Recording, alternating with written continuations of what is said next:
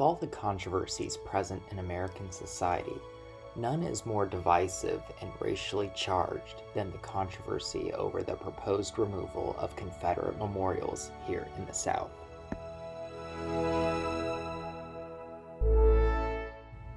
Our journey takes place right here in our home of Atlanta, Georgia. My first stop is at Oakland Cemetery, one of Atlanta's oldest and most historic cemeteries. Many of the graves here predate the Lincoln presidency.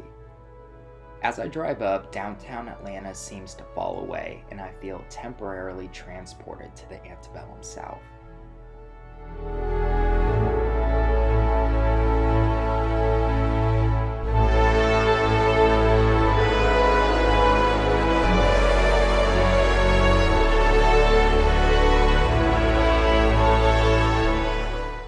I slowly drive down the narrow, poorly paved road and can't help but feel in awe despite knowing the controversial nature of this cemetery. For here stands two memorials that several interest groups are arguing should either be removed or altogether destroyed.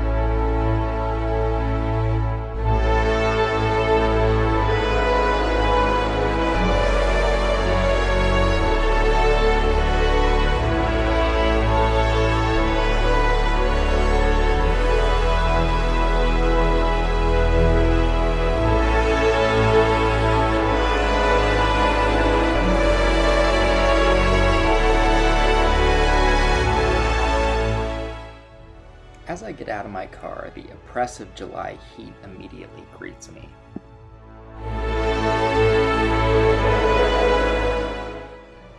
The first point of controversy on this tour is an approximately 30-foot tall stone obelisk with the snapping flags of Georgia's past and present at its side.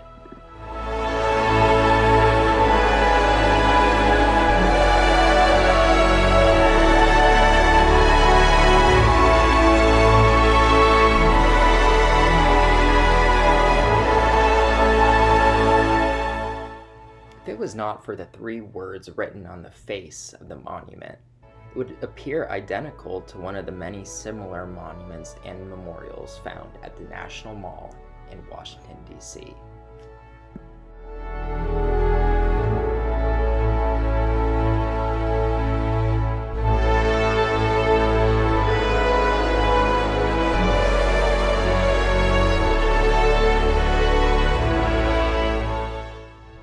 Of course, the "Our Confederate Dead" carved into the stone makes many question the implicitly racist context surrounding the structure.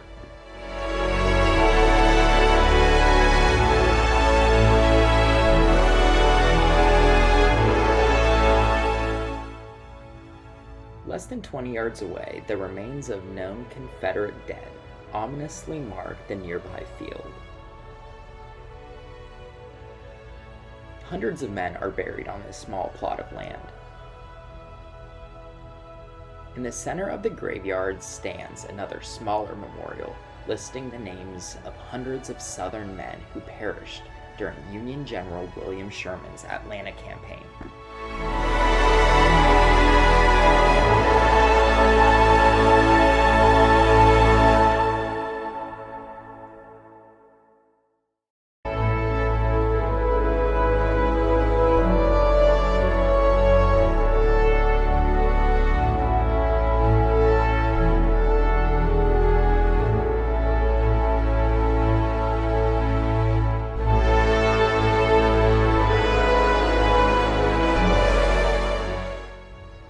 the abomination that was American slavery is, of course, both horrid and inhumane, I do not hold with those who advocate for the complete removal of Oakland Cemetery's memorials. Let us visit the second of Oakland's 2 Confederate monuments, and you may agree.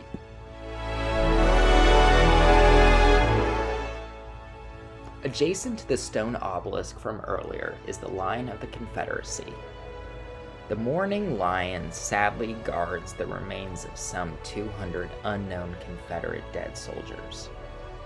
While I do not condone what these men fought for, the proposed removal of the lion, like the previous graveyard, would require the remains of these men to be exhumed. I think letting the dead lie is extremely important, especially when discussing the unknown soldiers buried under the line of the Confederacy.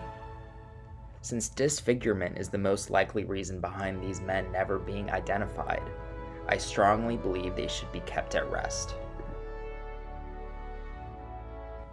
While the screams of excited children and bells of passing bicycles bring an air of tranquility to Piedmont Park, a century-long controversial monument looms over the otherwise jovial landscape.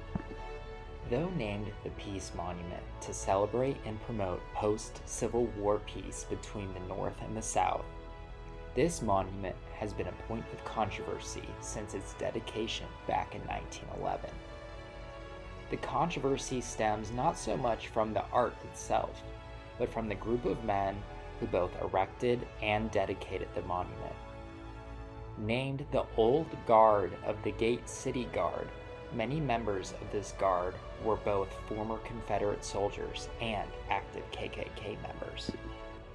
Though not shown, the etching of General Stonewall Jackson, General Robert E. Lee, and Jefferson Davis on the side of Stone Mountain has an even more troubling background. Due to the nature of the carving, Stone Mountain became a rallying point for KKK cross-burning services until they were stopped in the 1950s. While there is no debate that both the Peace Monument and Stone Mountain have enough of a racist past to warrant their removal, the likelihood of the cost associated with such a removal would likely be extravagant. Instead, I believe that the cost associated with removing these 2 monuments should be calculated and invested into school systems and other public works that benefit primarily African Americans.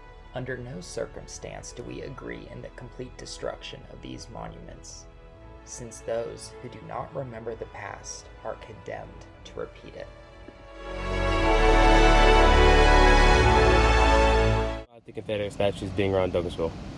I feel like they make our town look bad because majority of our town is black and the war was about slavery and they're called heroes. How do you think this makes black people feel? Uncomfortable, unappreciated, unwanted. Okay. If the statues are taken down, where do you think they should be moved? Do you think it should be moved in museums or just destroyed? Either museums or just like destroyed, yeah. Maybe museums for people who want to see them, but not everybody wants to see them. So I don't think it should be in the center of our town.